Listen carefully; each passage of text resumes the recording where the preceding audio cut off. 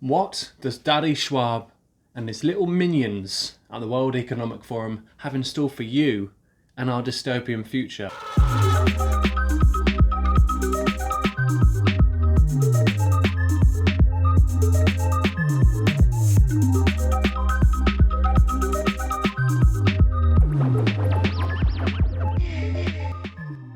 One of the big initiatives of the Fourth Industrial Revolution is 15-minute cities. So what's going to be in these 15-minute cities? Mixed use development buildings. These are buildings that will have retail, a gym, basically all the convenience you need, office space in one building in this infrastructure, where you will have hundreds of people living in this complex in this apartment, which will have all the things you need, be that a salon, just all the shit that you want to do, all the conveniences in one building. I know a lot of people have been brainwashed and sort of unfortunately conditioned during lockdown to think staying in your house is wonderful and we should stay inside and just connect to each other there, get your food delivered to you, don't go on walks. There's no appeal in that. So if you think that's great, I just think you've got you may be too far gone, but there's still hope for you. So let's have a look what's going on in the UK. Mixed use in Slough. And I know what you're thinking. Ash, Slough's a shithole. I don't disagree with you. It might actually help Slough. It might make the city, I mean, it's not really a city, it might make this little place be a bit more, less shit. This was dated in June this year. Then we go on to Wilmot Dixon. Mixed use developments. Delivering housing, retail and community facilities to create sustainable communities. So it's all about this sustainability again. They're going to sell you this idea that it's all for sustainability. But really, they just want to take you out of the countryside and shove you in a city, a 15-minute city, inside a building where you're all just there together. That, like, they sell you this idea that we're overpopulated. We're not. It looks like we are when you're inside a city, and we're going to look even more overpopulated when we're in little cities within cities. I know it sounds nuts.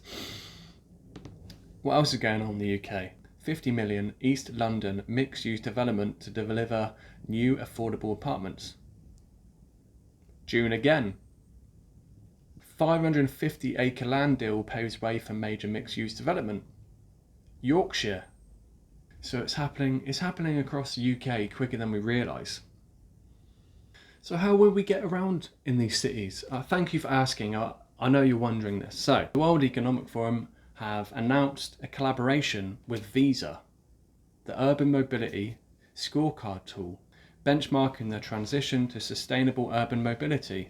Briefing paper, May 2023. So the World Economic Forum want to reduce cars by 75% by 2050. That's mental.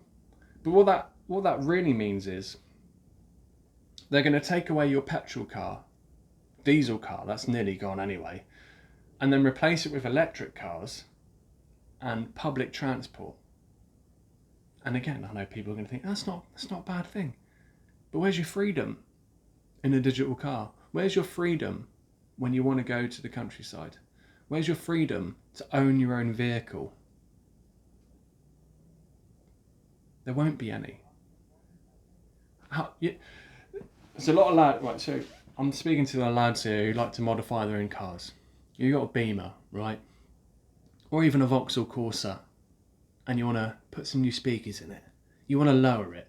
You want to do your little shit. You want to make your little shit box look sick. You're not going to be able to do this because these cunts are going to take away your motor. ESCAP, the Economic and Social Commissions for Asia these guys. Look at the badge as well. Decade of action. This has got a WEF written all over it. Accelerating the transition towards electrification of public transport in Asia and the Pacific. So they want these eco buses, eco scooters. I know a lot of people are thinking as well, again, but I like going on my little eco scooter and zooting around everywhere. Yeah, I know, we all know what you're doing. You're dropping off drugs. The only people who use that little drug dealers. I know, we know you are, because you got your black hoodie on, your little hat, and your black clothes, and you're driving around, you're in your little scooter, like popping off. Anyway, I'm getting sidetracked. So electric vehicles are going to be something they're going to push into the system. I mean, they're already doing it, aren't they?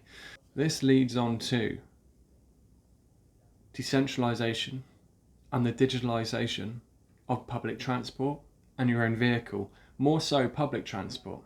So there's this, so if we look here, Blocksmove is a decentralized transaction system uniting power and mobility. So these guys are active in Nigeria at the moment, where they've got this app where you could buy an NFT ticket, which allows you to go on multiple different forms of transport, taxi, train, bus. It serves all purposes. And this is like the Oyster card in a way, isn't it? It has its perks. From an investment standpoint, this could be a good investment. Not financial advice, do your own research. But this is where it's going. It's going to go on this sort of digital ticking system, which can seem or appear like an easier, more convenient way of living, but, a very strong but, this is all for the sake of carbon. But they're selling this idea that it's carbon when essentially it's just tracking. It's all about tracking you and what you do. Blockchain and sustainability. Everything you do within the digital world, a new digital world, will be put on the blockchain, where it could be tracked and traced where you've been, which already happens to a point, but you could still get on a bus, use cash to do so. But obviously then you've got your phone in your pocket and you haven't turned your location off. They still know where you are, but they want to monitor how much carbon you're using. So we look here, blockchain technology to trace CO2 emissions and neutralize carbon footprint. Carbon transactions with blockchain. Here we go. One of the biggest contributions of blockchain technology is the ability to measure the carbon footprint through smart sensors compatible with IoT. The combination of the two makes it possible to calculate energy consumption and generate data that can be analysed, debugged, and aggregated in the blockchain. This chain transforms carbon emissions into tokens or carbon credits. So there'll be this new system where you'll stack up carbon credits and a score, but we're going to get more into that in a little bit.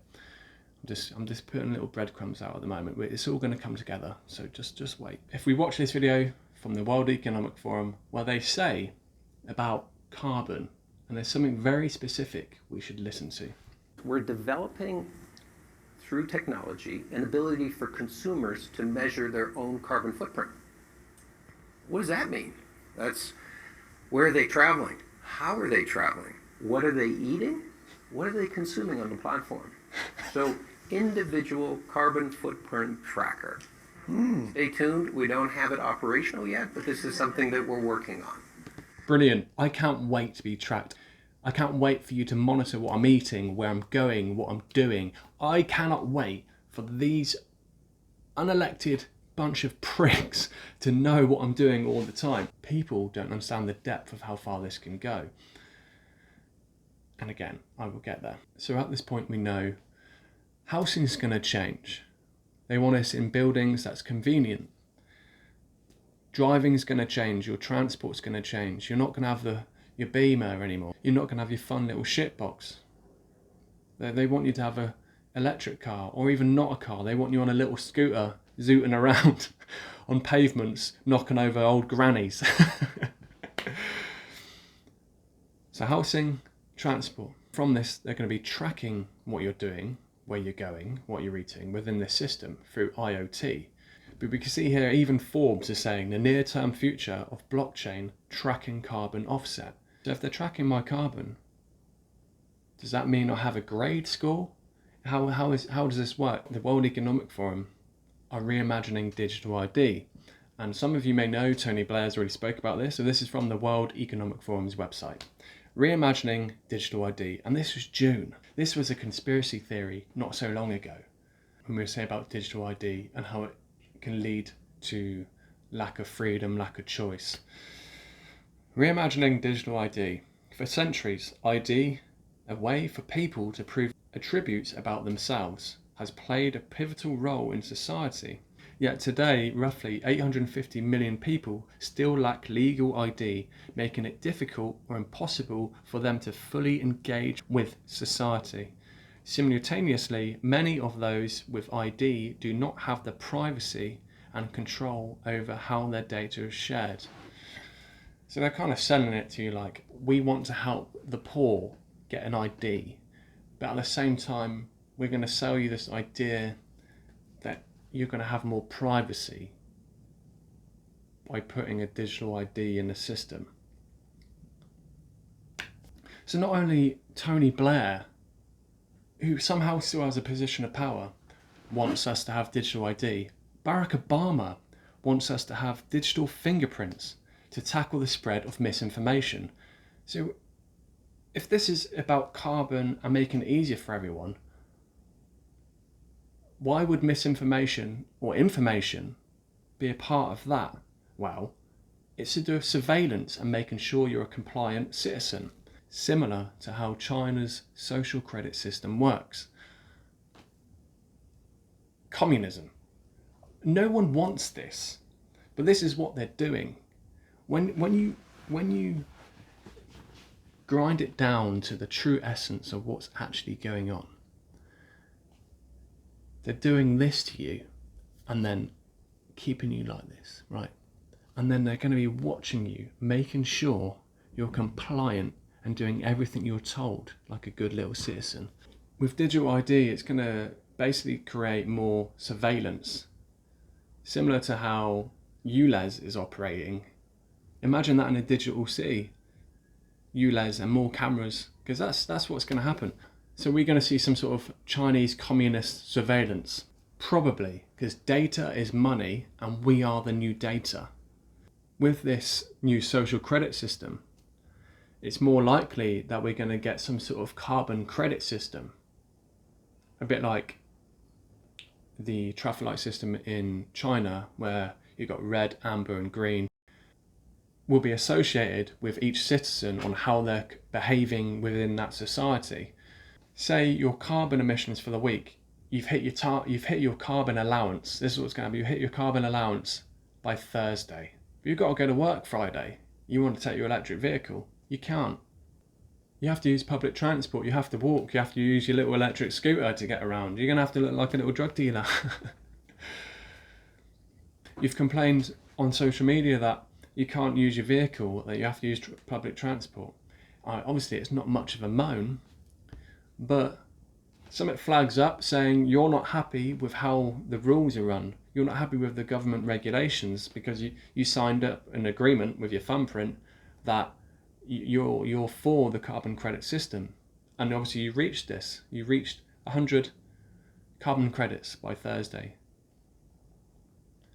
But then you get banned on social media. Now your social credit score is wavering. So not only is your carbon credit score in the amber zone, and now you look like a non-complicit citizen. Brilliant.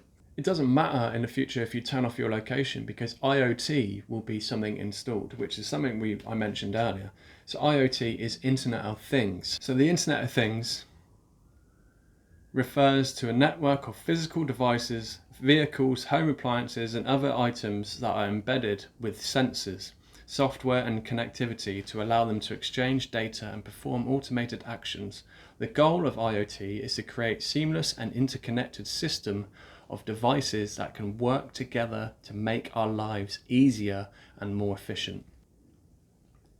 This next part is nuts. IoT devices can range from simple sensors that measure temperature and humidity to complex systems that control entire factories or smart cities. They are typically connected to the internet, allowing them to communicate with each other and other devices and services.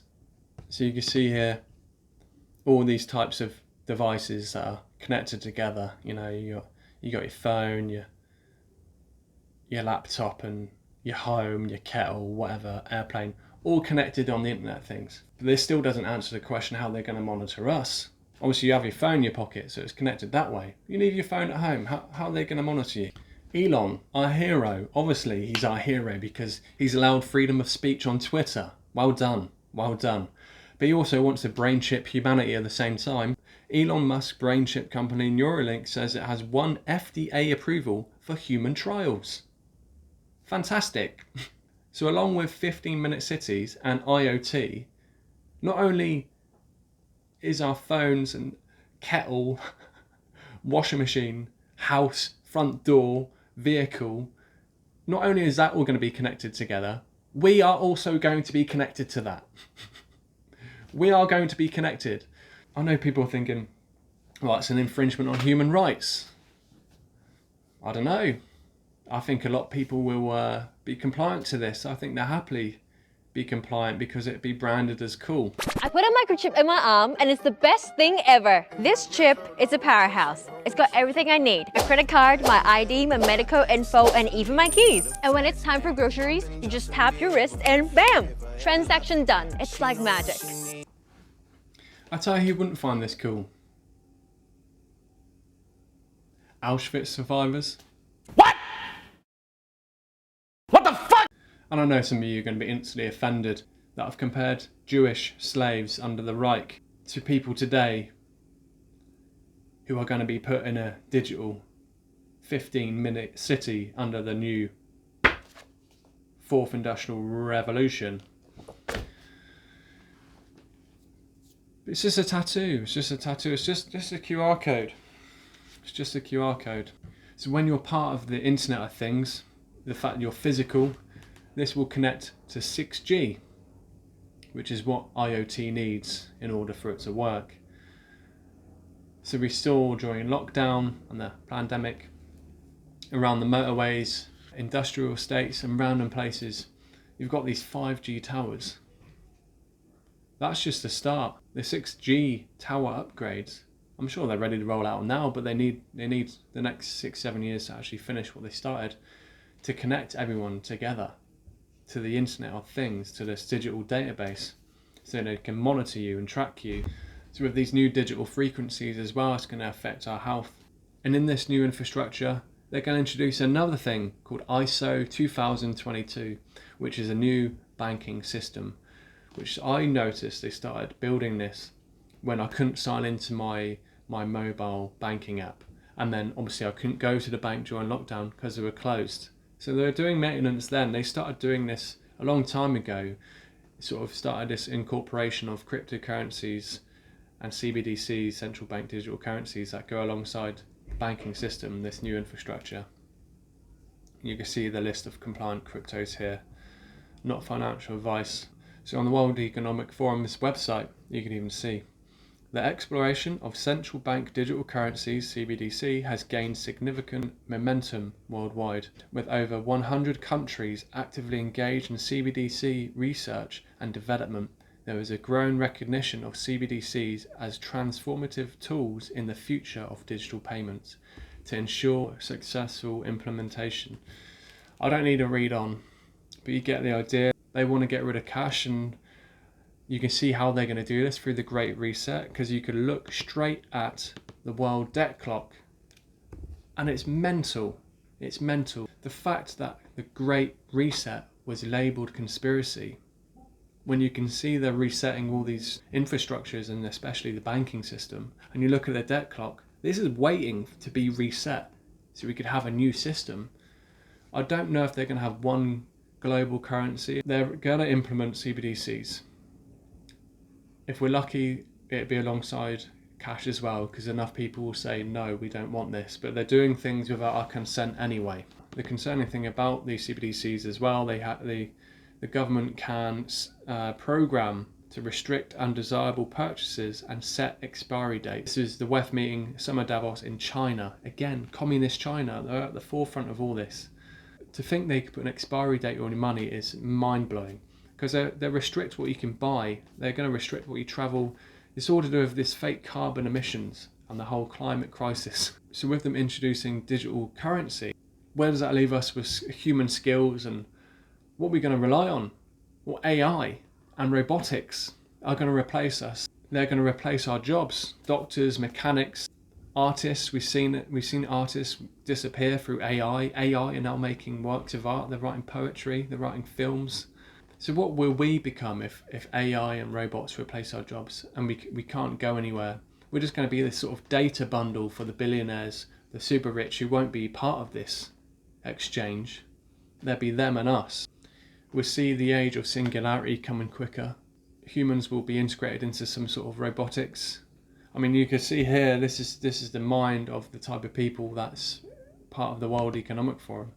Humans are now hackable animals. The whole idea that humans have this soul or spirit and nobody knows what's happening inside of them and they have free will, that's over. That's Yuval Noah Harari.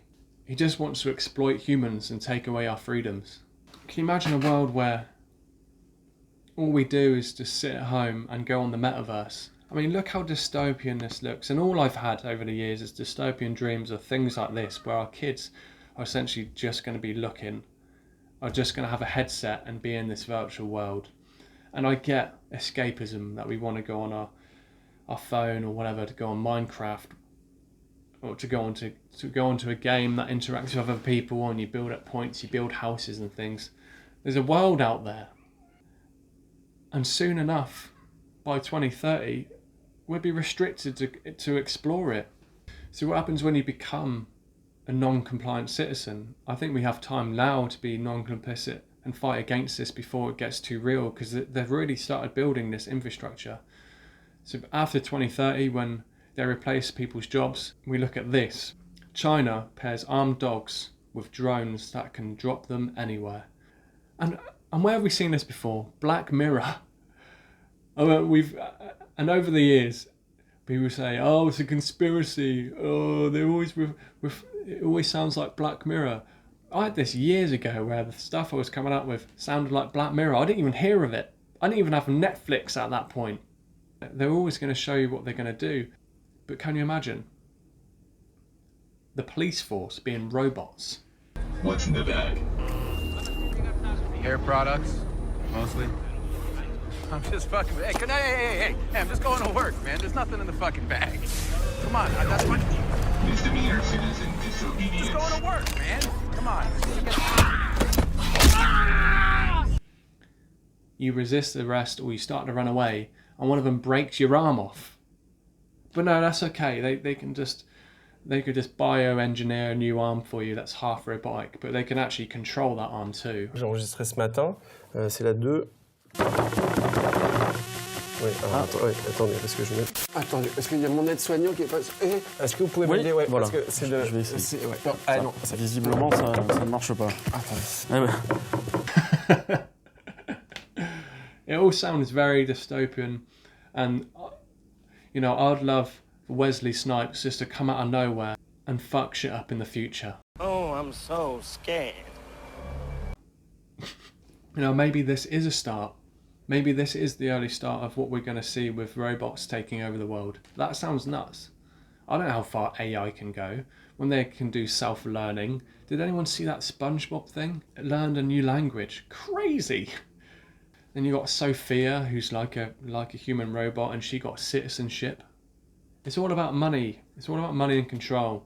So you're going to lose your car. You're going to lose your house. You're going to lose cash. You're going to be monitored. You're going to have a chip in you. You're going to be connected to the internet. And you've got to comply to the government. What have I missed? What have I missed? If you think I've missed anything, drop something in the comments. And just one last quote from one of my favourites, who's also friends with Russell Brand. I'd like to know what Russell Brand thinks of Harari now, considering he hugged him. And on Russell Brand's new event page for his little festival, he's got like he's joined up with a carbon emissions team. So I don't know where Russell Brand stands. He's like I'm starting to think I can't trust anyone. They're all like these fake idols, and they don't come out and talk about things. Balenciaga, he never came out and spoke about that. I don't understand. And he hugs people like Harari. But anyway, the quote: "The era of free will is over. We are really acquiring divine powers of creation and destruction. We are really upgrading humans into gods. We are acquiring, for instance, the power to re-engineer life. but you're going to have to sell your soul to get there, and I'm not willing to do that. And those of you who know, I ain't selling my soul. Thank you for tuning in. I think the time now is to rise up and make things known, because not enough people know about this stuff. And it's there. It's not like people can't say I'm a conspiracy theorist when it's all on Wefs' website. Half it's in this book as well. I'm just putting it together. But if you like what I've had to say, if you like my content, subscribe, hit the bell button. Look at my other content if you have time. It's reaction videos and some other bits. I'm doing a bit of both. I've got my socials as well. I've got new things coming up soon. When I talk about cash, I knew it was happening in 2016. This is why I created this Trump money. I'm going to do a massive series of these and put it out there soon, but that's to come. So stay free. I mean it. Russell, I don't know if he does. And thanks again for tuning in. I know I've added a little bit extra at the end, but anyway, peace and love. Hail the Fourth Reich. Hail the Fourth Industrial Revolution. Sorry, I misspoke. Save the world.